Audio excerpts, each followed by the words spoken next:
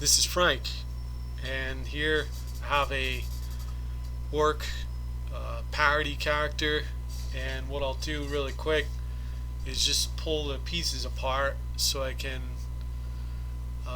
assemble it into a skeleton to be animated.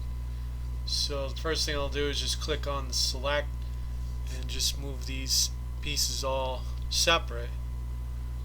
And this is like a parody of Lord of the Rings a little bit, and I'll get into details about it in the final short parody.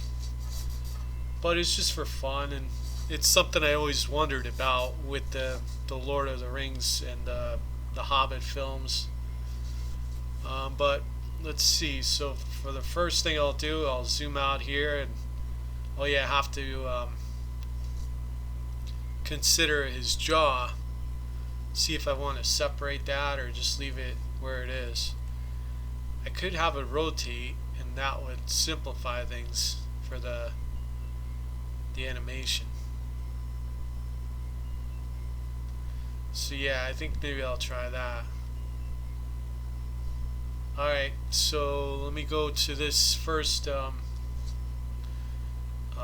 This is the pivot bone that the whole character pivots on. And then here's the upper torso, and then here's the head of the character. And I could extend out for his ears here, and then just jump over there and get that other ear up there. And then before I do that, I'll get the jaw and just put that like that. And next thing I'll do is get the shoulders and start with the arms and think of where I want that to cut off. I did forget to adjust that arm there when I was drawing it. I was supposed to reverse the hand, so right now the hand is in the wrong position, but I'll fix it. That's why it's good to create two of each piece in the actual drawing. This way you could see exactly what you have there, rather than just create one leg and just duplicate it in this software here, which could work, but then for the arms they might be different. Alright, so this is almost finished, and I'll just assemble it together and hope for the best here. I think it should be okay. Let me pull all these pieces in.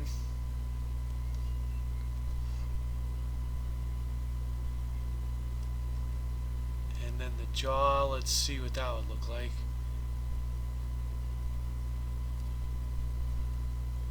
Let me just test it out.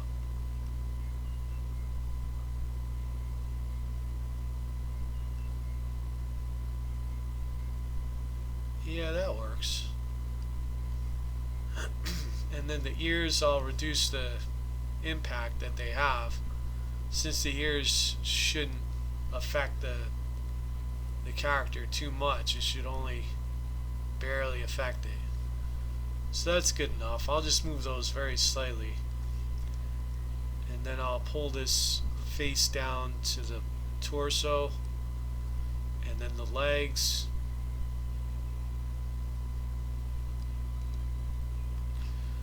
I intentionally wanted the the head to be bigger than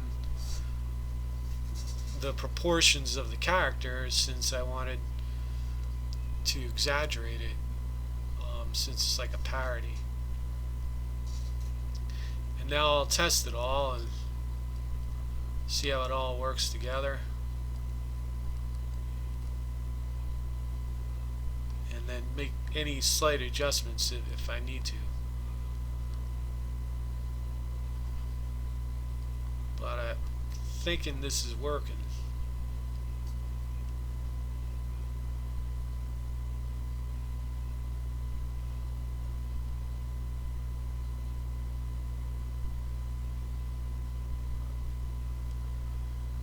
Alright, so that looks pretty decent. I could just adjust these slightly, and let's see, probably just I think that's pretty decent.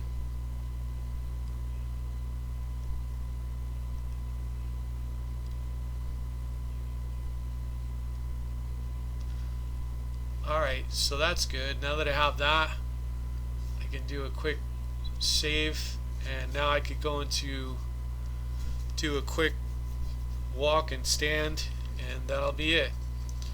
So the first thing I'll do is stand, and next thing I'll do is just get all the items I want to have move a little bit, and that would be all this stuff.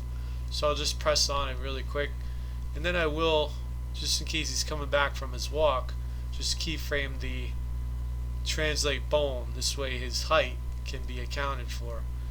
And then I'll just jump to frame 48 and just do a copy paste of that, and then go to frame 24, and I'll just move them very slightly. And this is just to give a sense that he's a living character that's moving, so he's not just stagnant standing in one spot. And then you could just see it animate like that, and I could zoom in now, and that's it. That's all it really takes to do a stand animation. It doesn't have to be anything fancy, but let's see, did I move the ears a little bit? I forget. I could probably just move them just slightly.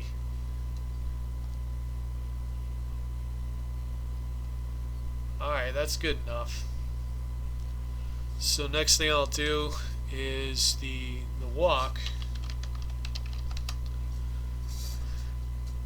and let's see, first thing I'll do is just bring up my skeleton again and just keyframe that to account for the height, and then I'll just go to the lower limbs of each limb and just click on them really quick, and that keyframes everything to frame 1.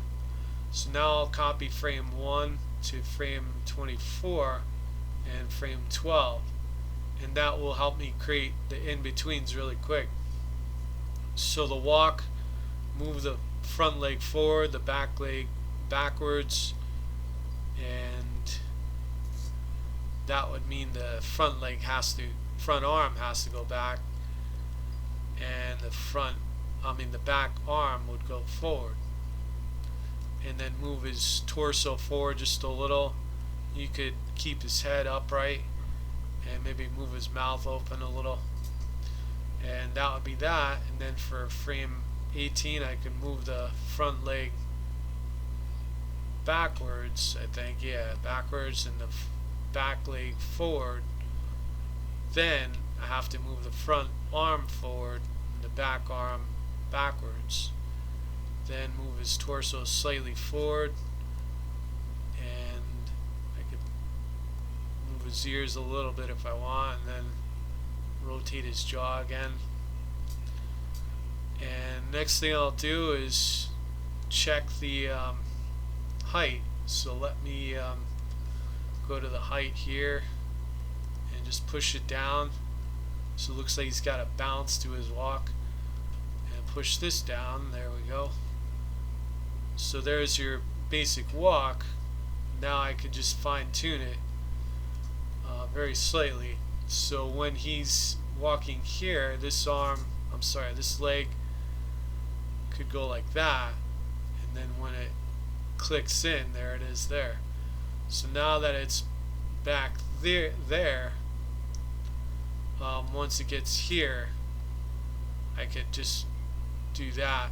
But I'm not going to do that yet. I'll do that for frame 1. So I'll just have that maybe like that for frame 1. Alright, so frame 1 starts like that, and then now I have to look at the back leg, since the back leg is going back, and now here the back leg should be bent right about there. This way when it reaches here, it's going to kick up and then click down quick. Now that I have that, let's let's see, I have the height accounted for here. I could delete this. Before I do that, let me just make sure the other secondary animation is set up.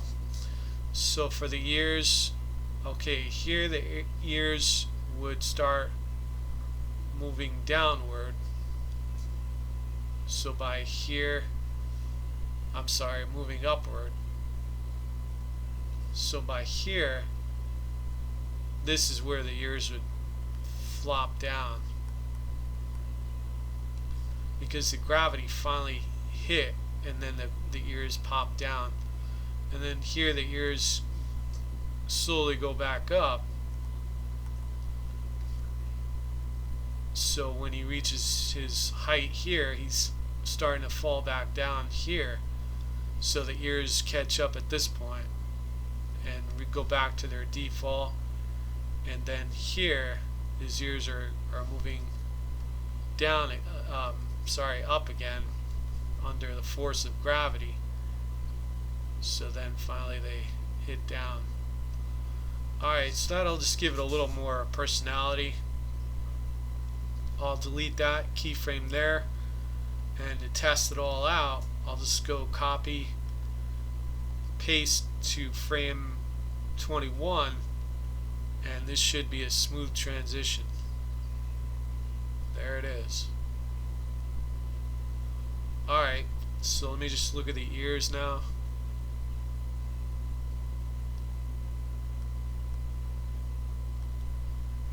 Alright, so he bounces there. This should be a bounce right there.